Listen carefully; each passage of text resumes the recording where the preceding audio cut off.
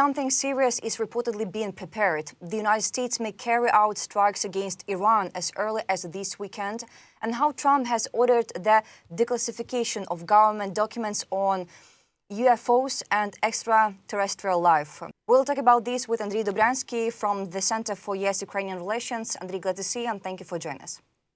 Thank you so much. It's always a pleasure to speak with you. Andriy, Ukraine and Russia are closer to concluding negotiations on the military track than on the political one. This was stated on Telegram by President Volodymyr Zelensky. In the United States, officials believe that progress was achieved during the third round of negotiations between Ukraine and Russia in Geneva. White House Press Secretary Caroline Leavitt said during a briefing that the talks had moved forward. What specific issues remain unresolved on the political track compared to the military track, in your opinion? And how might progress on the military track influence the broader political settlement process? We've seen this throughout this entire war, and I'm not just talking about 2022, but even back to 2014, that seemingly the simplest lines of communication have always been military to military, including the transfer of POWs from one side to the next. And that has always been the case. What remains unresolved are the concrete issues that Russia seeks to acquire territory by military force, something that is banned by international law, that no country is obligated to recognize. And seemingly Russia wants to have the United States' blessing to have this be recognized by other countries, specifically by the United States. And I think within the trilateral talks that are happening, Ukraine is simply doing its best to explain to both parties, well, especially to the United States, that there simply are laws against this under Ukraine's recognition, as well as by the United States, which specifically has laws banning it from recognizing territory occupied by Russia in Ukraine, as well as obligating the United States to help Ukraine retake its territory. So in this long discussion that's now been dragging on throughout the entire Trump administration, we've seen Russia show an unwillingness to stop its war, which is going to be a very important component to end this war. You need a ceasefire to have international monitors see exactly where we are freezing the line, as well as if there's any referendum, having those international monitors there. And then from the Ukrainian side, Ukraine is seeking to have concrete security guarantees that aren't just going to be something that the United States promises in the form of Donald Trump, but something that is ratified by its United States Senate.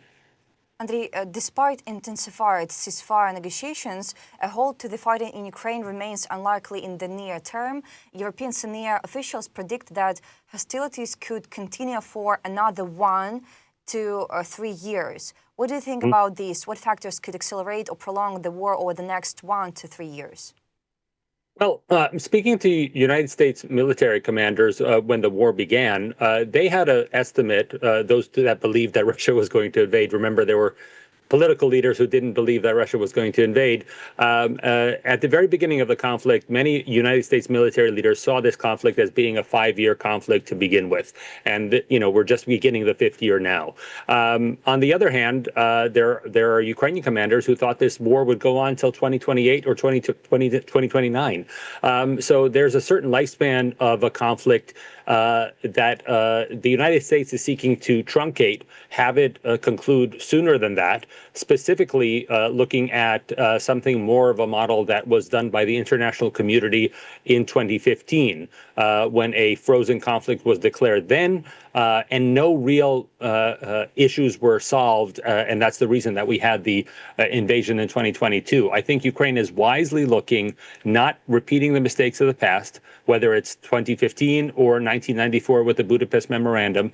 Ukraine wants something that is going to be not just ratified by the United States Senate, but something that's held up by the entire world. This is why President Zelensky was organizing peace summits beginning in 2022, peace summits with the rest of the world to understand, listen, if we decide that international borders are viable, all of your countries are at risk. So we need to make sure that this instance right here is never repeated ever again.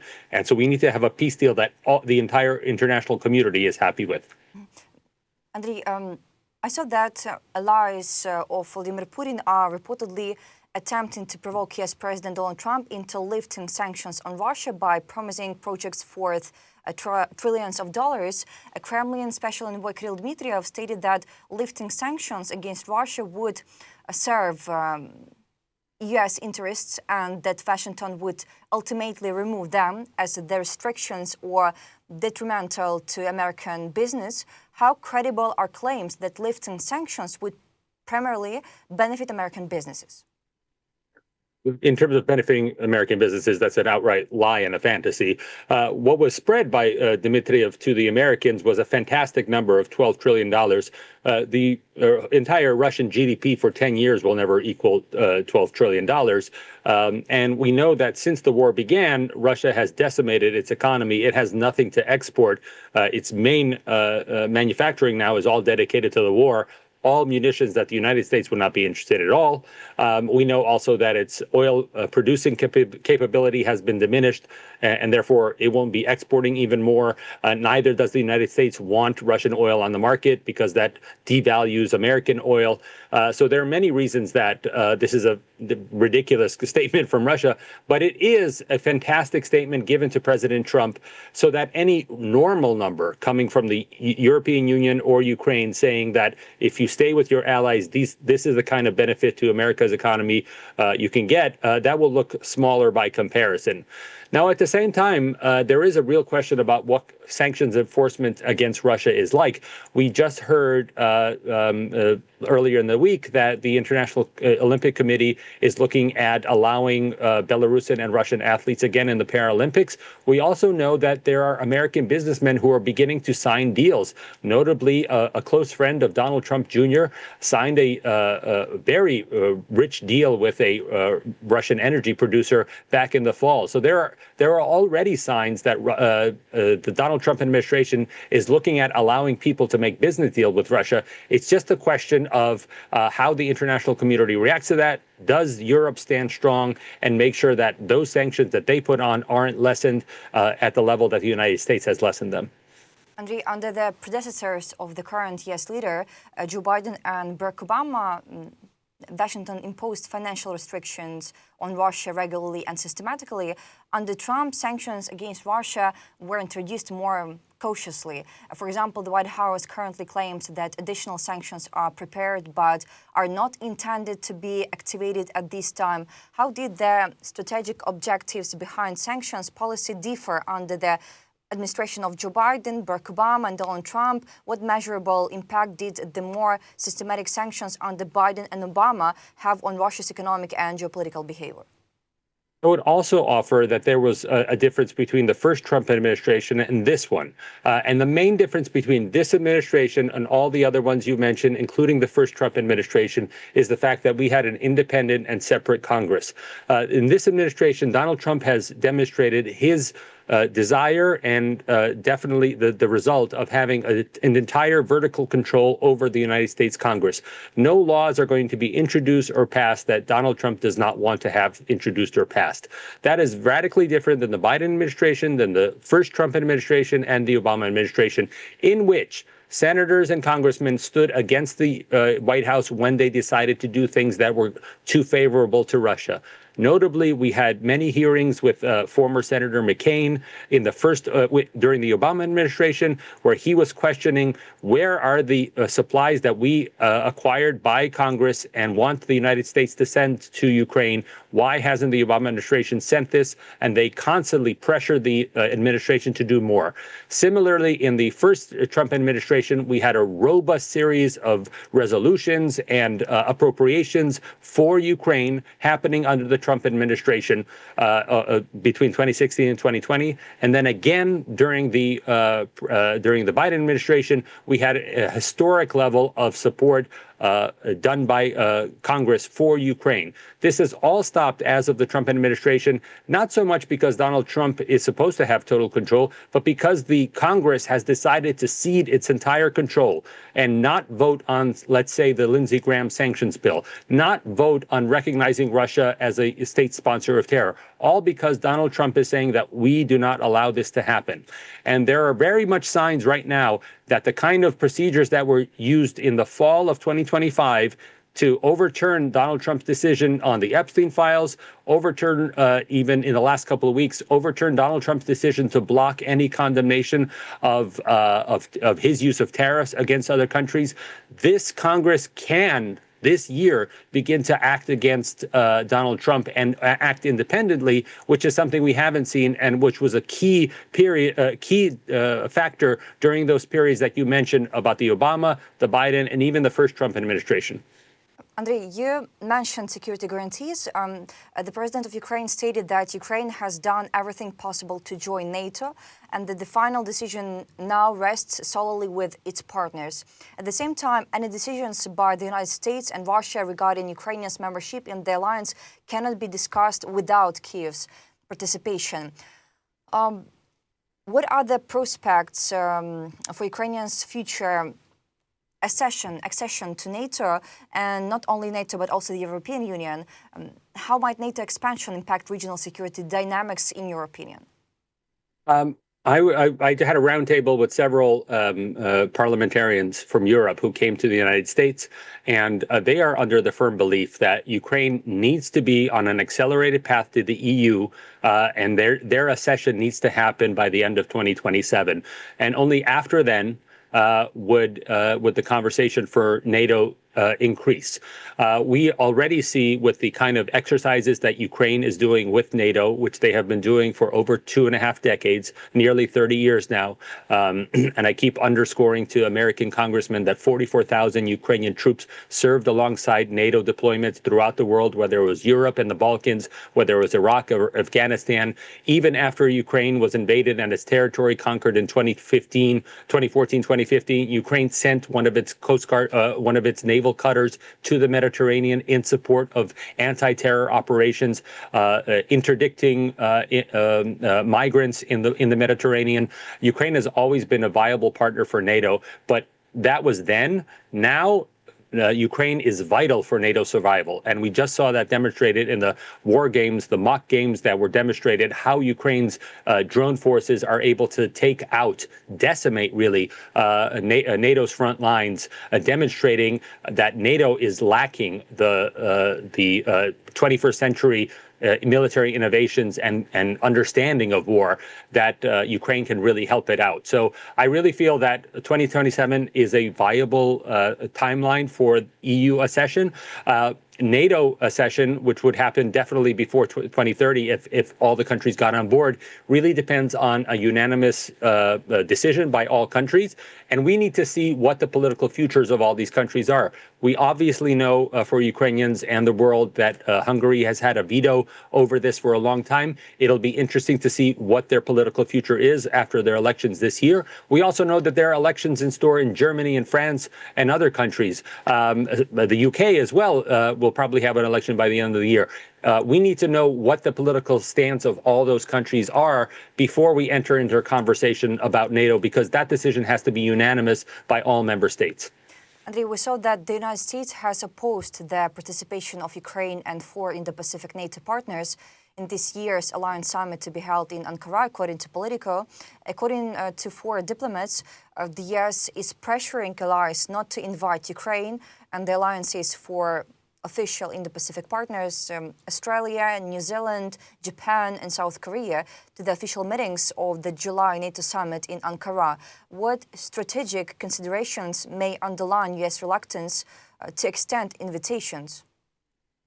I think this is simply a part of the Trump administration, specifically Steve Witkoff and Jared Kushner's thoughts on how the talks are going. They don't want to anger, or they would actually rather listen to their Russian counterparts in not inviting Ukraine to future meetings.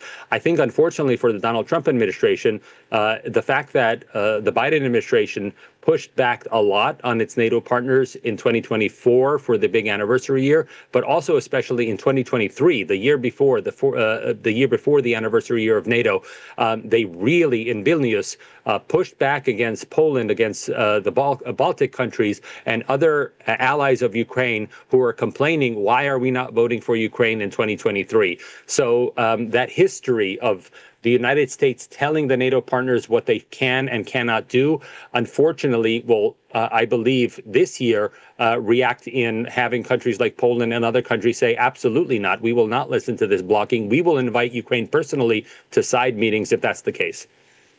And the largest NATO exercises of the year have begun on the Baltic Sea coast in Schleswig-Holstein. The operation, titled Steadfast Dar 26, notably does not include US participation. What operational objectives does the exercise aim to achieve? How does the absence of US forces affect the exercise's strategic signal? Well, I think it signals exactly what we're seeing actually at NATO headquarters. We just had a ministerial meeting right before the Munich Security Conference, but also earlier there was an announcement at the beginning of February that several NATO command posts throughout Europe will now have other countries be in charge of those bases, given the fact that the United States would like to have a smaller and smaller role within Europe. And at some point, it has been hinted that that the United States will like another country to take control of the NATO Supreme Allied Commander. This has never been done in history, and this war exercise now demonstrates that the United States will be pulling back from the European area, and we will see what happens in the future if that's the case going further. That less and less U.S. military participation. It's kind of similar to what's being discussed for the security guarantees for Ukraine, where the United States is more interested in supplying material, whether it's Tomahawks or other systems they haven't given Ukraine yet, as a security guarantee, and then have European allies do the on-the-ground security verification, and perhaps have the United States simply as an advisor from afar, as overseeing the security guarantees. Andriy, according to US media reports, the American military has declared readiness for potential strikes against Iran in the coming days, while the White House is assessing the risks of escalation. CBS News reports that President Donald Trump held a meeting with national security officials regarding a potential military operation against Iran. How would allies in the Middle East likely react? How might Iran respond asymmetrically or through regional proxies, for example? The majority of allies have already been spoken with. We just had this Board of Peace meeting in the United States, and coincidentally enough, for a Board of Peace, a lot of the conversations that weren't in public were about the eventual attacks on Iran. And the majority of those countries understand the United States is convinced that it must go forward, that it'll be an alliance of U.S., Israel, as well as possibly UK and other countries assisting in this attack. This will likely last a few weeks. Most military commanders say that the bombing won't be a one-day event, but possibly up to 3 weeks.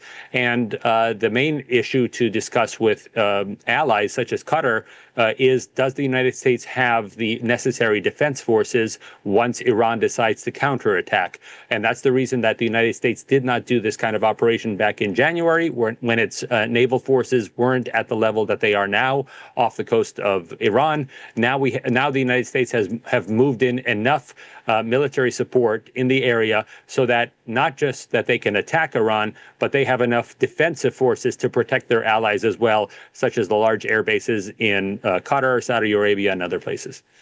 And I see that the threat of war between the United States and Iran has driven oil prices to record highs. What do you know about this? Well, I mean, frankly, the United States and the international community has been clamping down on the international shadow fleet. Already, that shadow fleet has been kind of lessened in terms of the fact that Venezuelan oil is now not a part of that.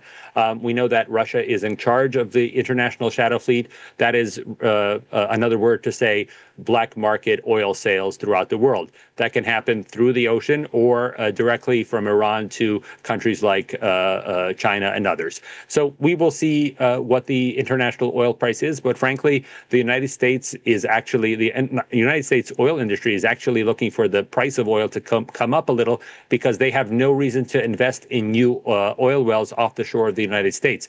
They are looking for the price of oil to rise, even though politically that might not be a good thing for President Trump. At the same time, they do want production to go up to show that the American oil industry will continue to boom. So there are pluses and minuses for the price of oil to increase. Andriy, recently Trump came out with new statements. Yes, President Donald Trump has introduced Secretary of Defense Pete Hegseth to declassify government documents related to extraterrestrial life and UFOs. Previously, Trump accused former President Barack Obama of leaking classified information concerning aliens. The US president stated that Obama disclosed classified information. He shouldn't have done that. What are the potential national security implications of declassifying documents related to UFOs and extraterrestrial life? Do you believe in extraterrestrial life? Absolutely, I am Star Trek, live or die. However, this is really a rather silly instance of a White House administration that's very focused on podcasts and online culture. Former President Obama was on a podcast a few weeks ago where he was asked a series of rapid-fire questions. The question about aliens, he said, "Absolutely, I agree they exist, but they are not here on planet Earth." So he was saying that he believes that there's a possibility of life on other planets just because there are so many planets in the universe.